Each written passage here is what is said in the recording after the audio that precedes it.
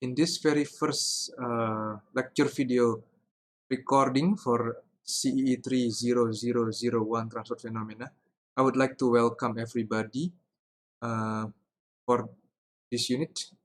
And the first activities will involve going through the overview of the unit. What are the requirements for this unit, and then what are the teaching and learning activities for this unit. So this transport phenomena will consist 12 teaching weeks, and this unit have a credit point of 12.5. In regular situations, it will involve 5 context hours per week, lectures and tutorials, and recommended 7.5 hours of independent study per week.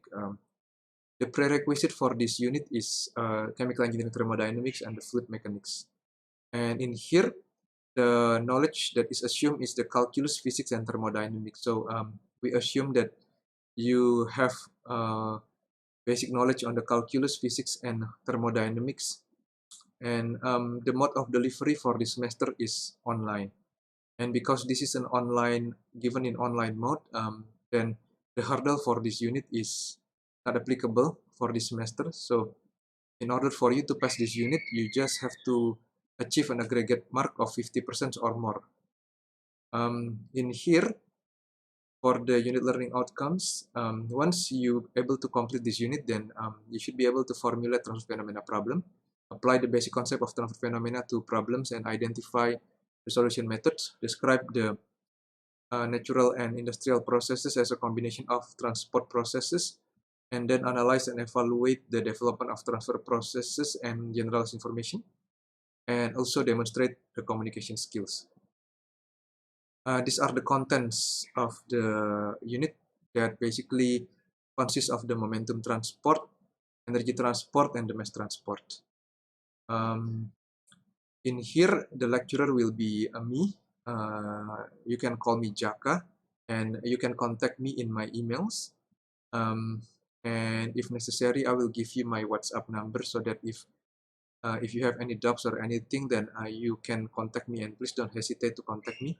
And then Megan will be your tutor, so she will record the tutorial sessions using and upload it into the Canvas. And you can contact her as well through this email, but she will be available only during the tutorials only.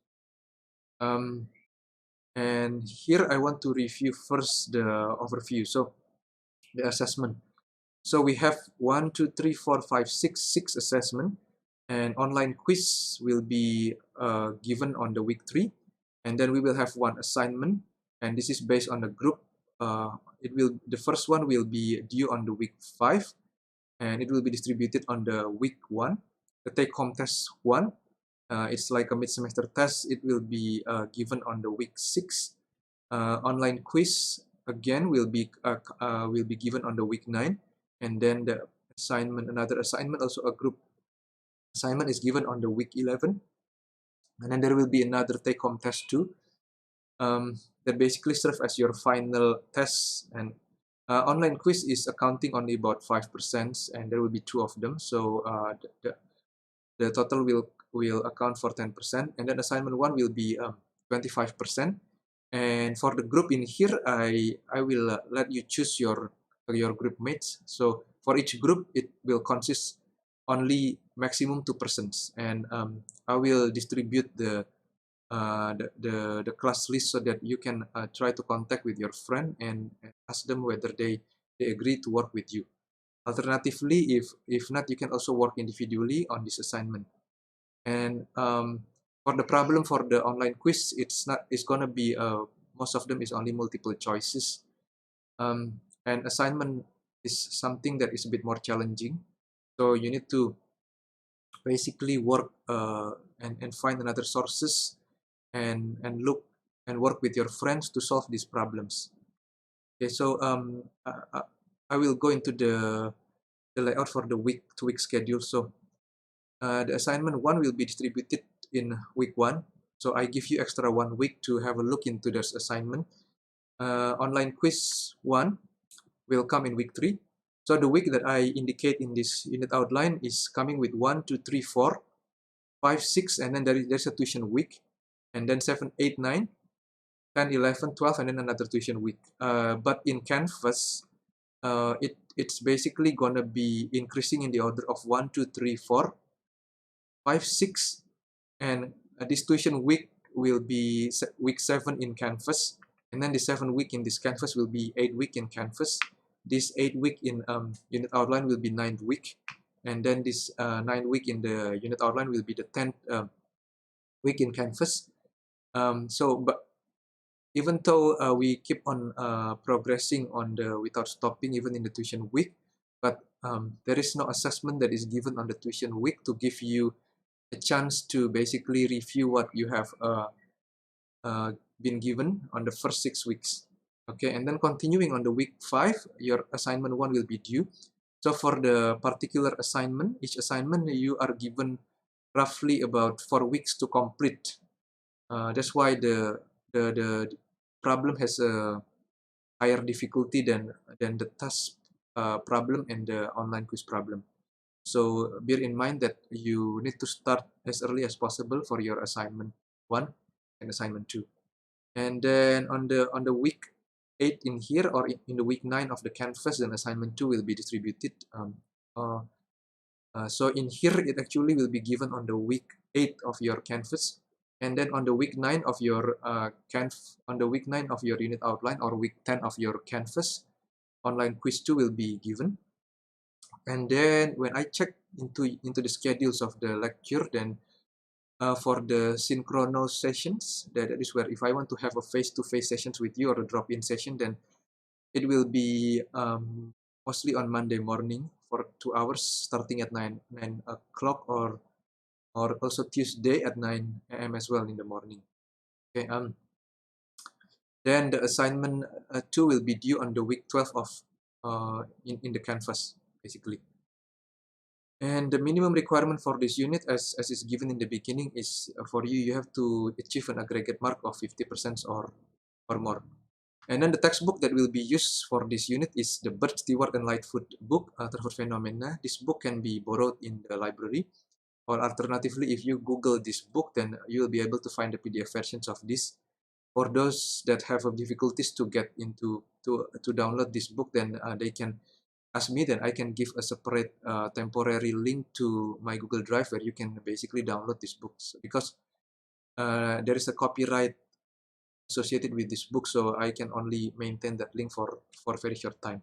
Okay, and then the other 3 books that I recommend is the Richard D. Rice Duong Du on the mathematical aspects of the transfer phenomena, and then William Dean Analysis of Transfer Phenomena, and then numerical methods also on the Constantinides.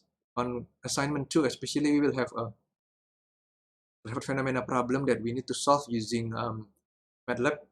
And then in the tutorial as well, we have 3 tutorials that basically come with the MATLAB software, where you need to use it to solve the problem.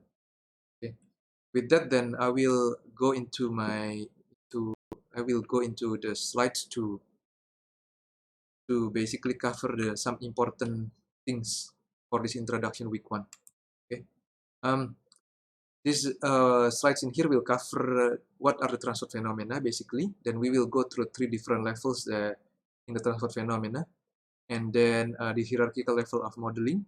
And we give one example, which I will cover in details in another sessions. Like it will involve different videos, and then some comments that is related with the transport phenomena. Transport phenomena is including 3 topics. The first topic is the fluid dynamics, or the momentum transport, and the second topic will be heat transport, and then the third topic will be mass transport. So in here it's divided into 4 weeks. So the first 4 weeks we will cover introductions and the fluid dynamics. The second 4 weeks we will cover the heat transfer. The last 4 weeks we will cover the mass transport. In here, momentum transport is called fluid dynamics, so it's different with, it's not called as a fluid mechanics or the fluid static, because the emphasis is in here is on the movement of the fluid, and as they move, there will be a transport of momentum. Okay. These three transfer phenomena, you will ask why they should be studied together, because they normally occur simultaneously, and actually it's not possible actually in real situation to separate the three processes, because momentum transport normally occur with heat transport or with the mass transport, and also heat transport normally occur with the mass transport.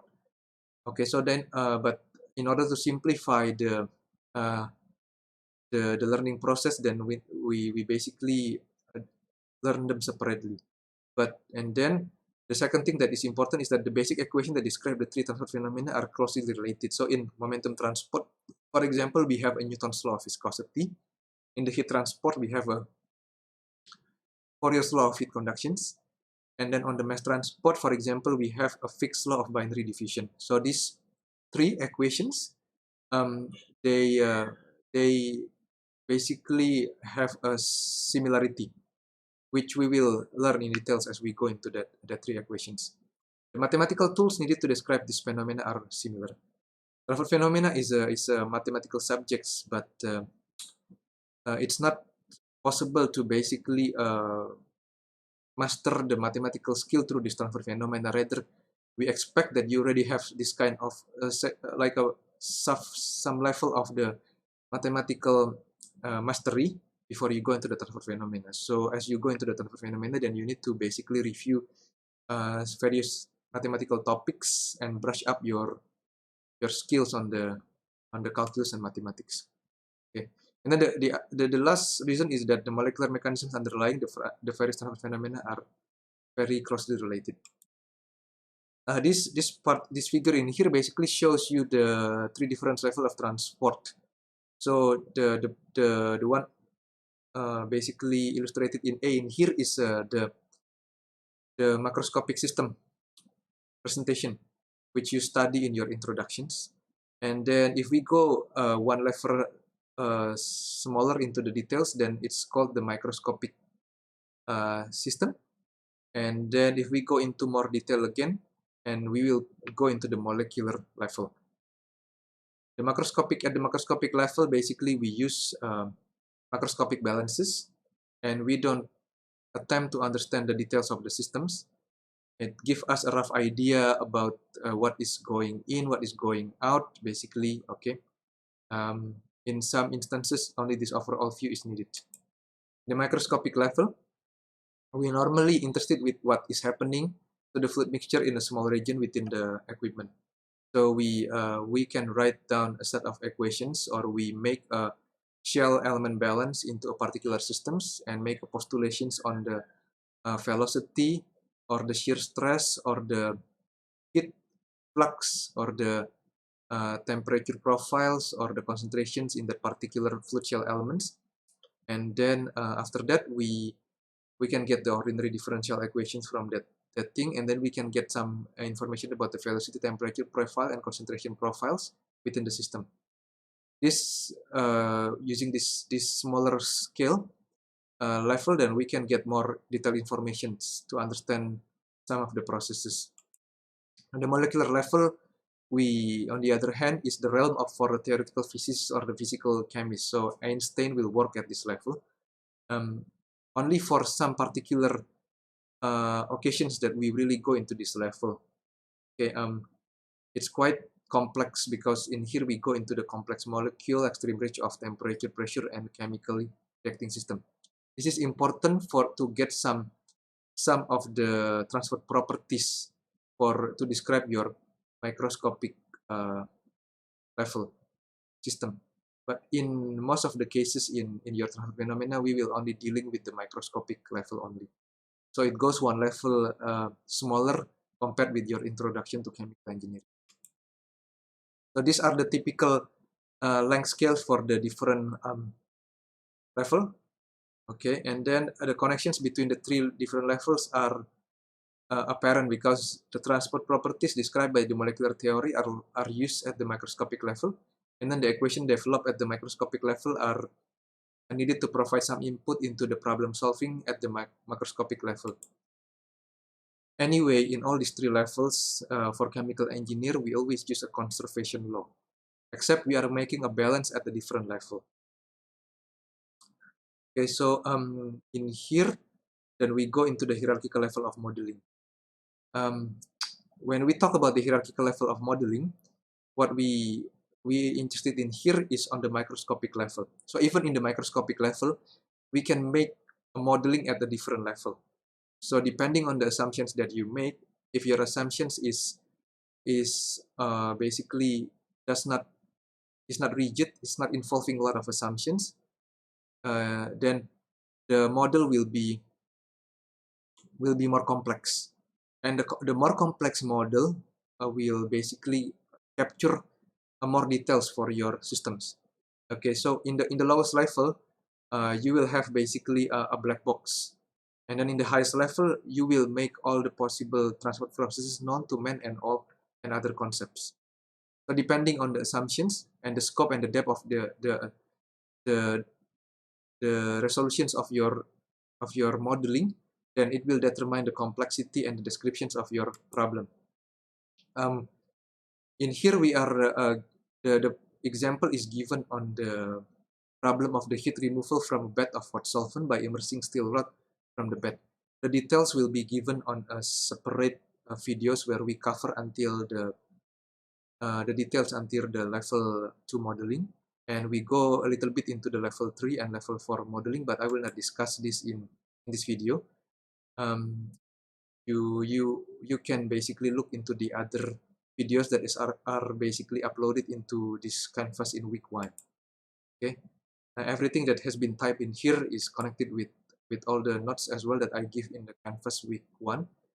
But you can go and look into those videos. I make those videos more into the detail to basically refresh also your mathematical understanding, because like I said it again, transport phenomena is a highly mathematical subject. So you do need to brush up your mathematical skills again. Okay.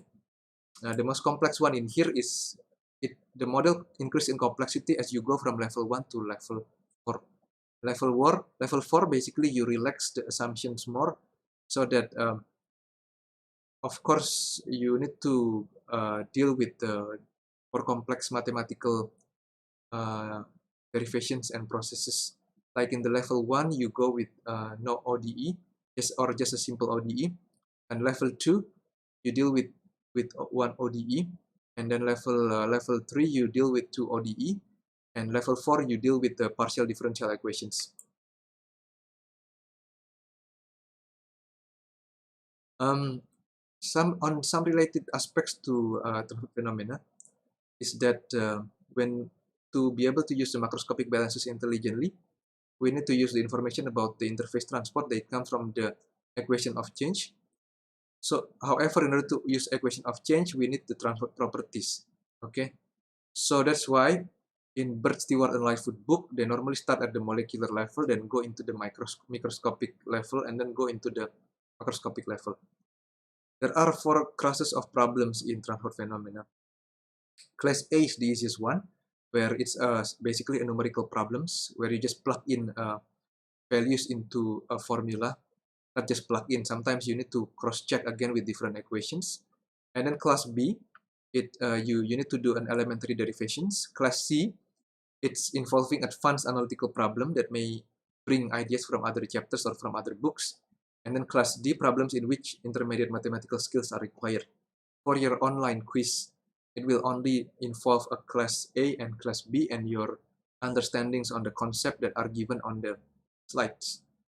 For your test, it normally will involve class A, class B, and also class D.